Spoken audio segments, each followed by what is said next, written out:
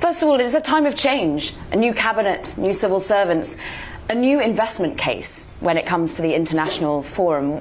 What are you saying at the moment? Who is interested in investing in Zimbabwe? You have put it correctly. This is a new dispensation, and everything must show that indeed we are creating a new environment, a new path, a new vision for our country. And in that pursuit, we have to look at what reforms can we bring about in the field of economics, that's the economy, in the field of democracy, political, and in all those areas where in the last 8 months we have done a lot to change the perception about our country. The last 2 decades of our country became such a perception of isolationism as a country. And we want to move away from that and open up, embrace the international community, and again, open Zimbabwe for business. What are the priorities in terms of mining, agriculture, manufacturing? These are the areas you've highlighted. Primarily, our economy is primarily agricultural. So in that area, we need to modernize our agriculture. We need to industrialize our agriculture. We need to mechanize our agriculture in that area.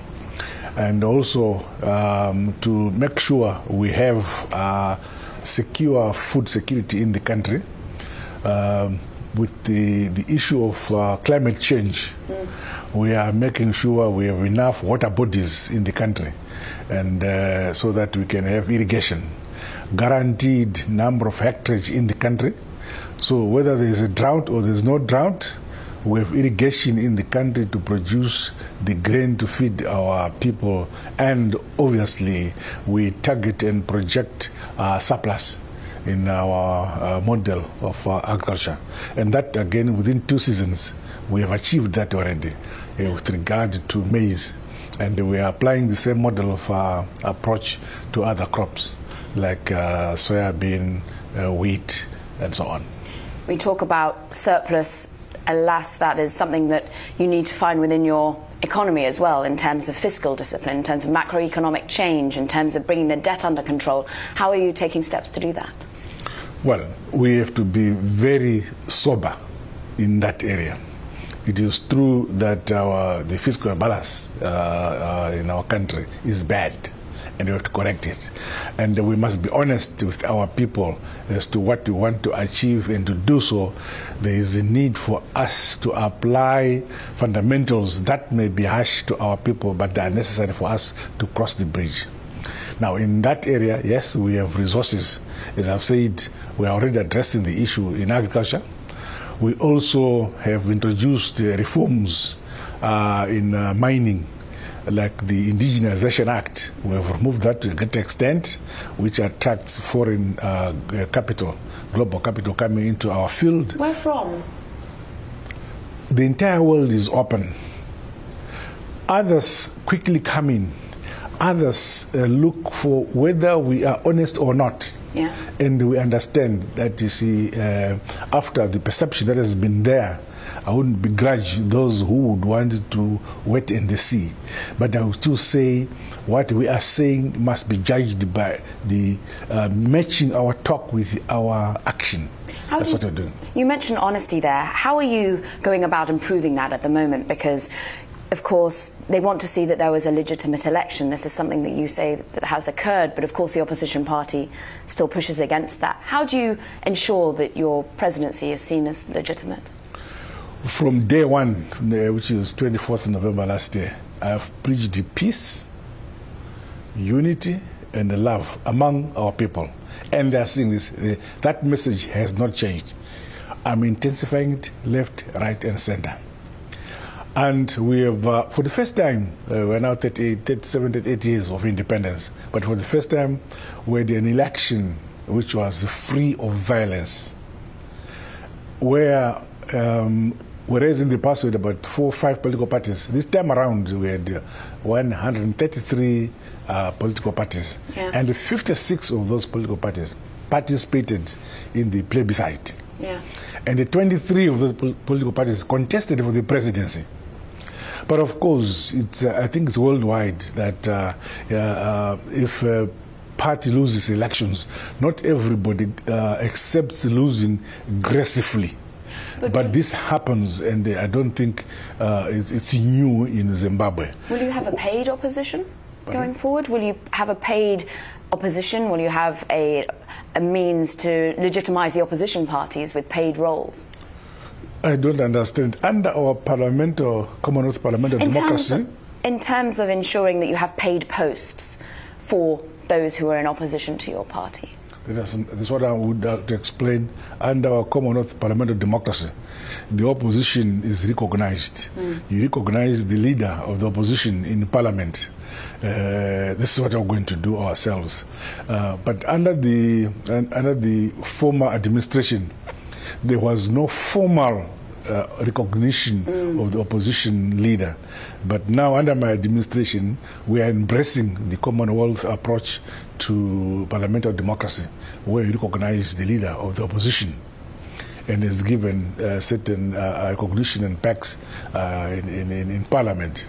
You have taken measures to investigate the very sad circumstances of violence post the election decision.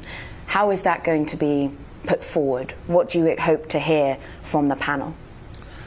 Well, just a day, the same day I came here, which was Wednesday, on Wednesday, I had to swear in the commission of inquiry in terms of our law.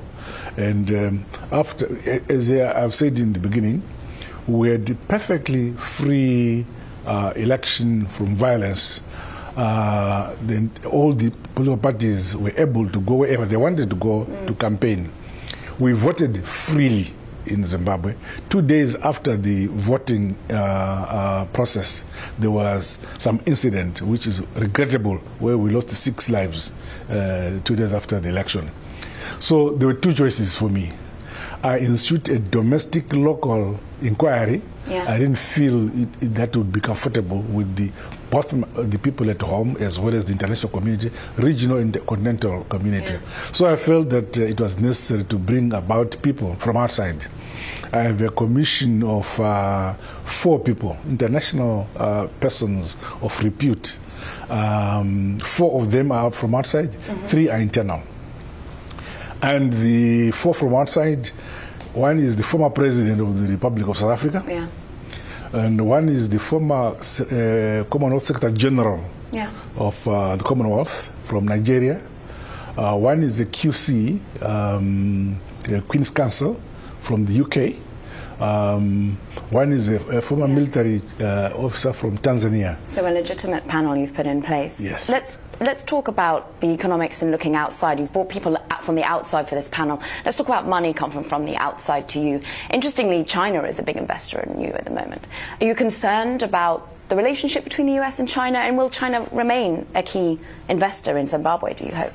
China, during the past period, actually remained very friendly to Zimbabwe, and we have continued that friendship, and I have no problem with China at all.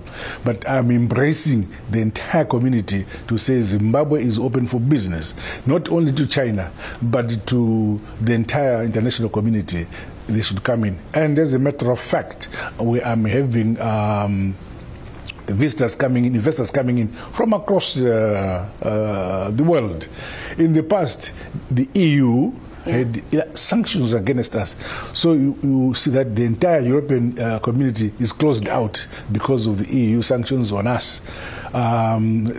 America has sanctions on us. They were closed out. But we are now saying, let us open up. Open up. Unfortunately, the quarrel was between us and Britain 2 decades ago. But today, as I always say, each time there's a woman prime minister in Britain, things change. And I'm happy that things are changing because we have Theresa May. She, in fact, when I was sworn in, inaugurated on the 24th of November last year, the first foreign envoy to come to congratulate me came from Theresa May about 35 to 40 minutes after my inauguration. And so far I've met about 3 or so ministers from the United Kingdom. And the rapport and the engagement with Britain is going on very, very well. How? As a result of that, both now Germany, the Chancellor, again, there's a lady there. She has sent another minister. Again, our relations with Germany are coming back. The same with France. I'll be meeting the Belgian Prime Minister here. So we feel that the entire world is opening up. I have seen several high-level officials from the U.S. administration whom I have met in Harare. And I also believe that the green signals coming from Washington are indicative of, again, re-engagement between Zimbabwe and the administration here. Green signals. But still, we still maintain our relations with India, with Brazil, with China, and so on.